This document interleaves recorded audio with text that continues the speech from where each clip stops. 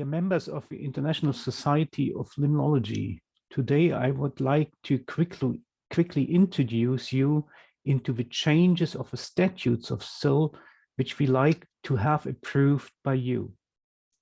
You may know that since 2018, we have worked intensely to formulate vision and mission of SIL, addressing, for example, the Sustainable Development Goals of the UN. We would like to have implemented these vision and mission statements also within our statute. But there's also a second activity. There has been a governance review conducted by Jack Jones and a group of volunteers. And this governance review has discussed all structures and procedures within SIL.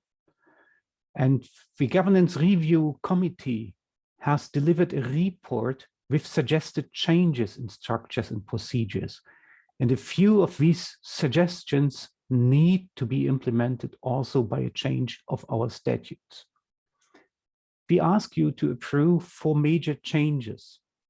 First, what I've mentioned before, with a paragraph 2, we would like to have our vision and mission statement explicitly included in the statutes.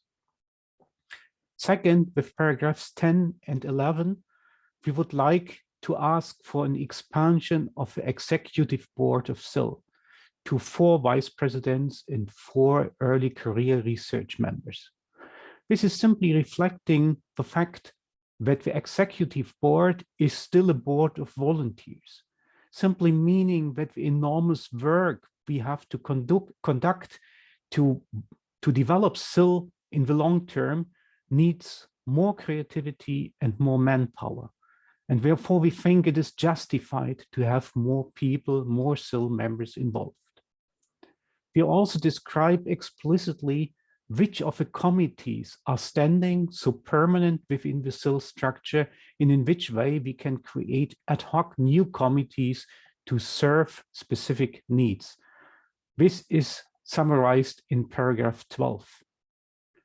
You will also see that we ask for a different approach to select the sites of our congresses in future. So far, this has been done primarily by the national representatives and the General Assembly during the congresses. However, we have to define the sites of congresses according to strategic reasons more and more. The reason is that SIL has to be involved stronger than ever before into the organization and also into the financial risks of the congresses. And therefore, we need to define more in advance and more according to strategic considerations where to go with the next Congress. This does not mean you are not involved. Still, proposals from interested groups or countries are possible. So please see the suggested change in the statute formulation. Certainly, the biggest request we have is to remove a legal entity, the International Committee, primarily composed of the national representatives. You will ask yourself, what is the meaning of removal of a legal entity? If you remember correctly, the national representatives had at the end almost very few legal duties. They had to represent their countries. However, we think we have to liberate them from these small duties to give us a chance to create a dynamic new group, what we call the network of the global outreach SIL ambassadors. And that's the reason we want to have removed the legal binding of national representatives and instead form a group that is motivated to link SIL with the national limnological societies.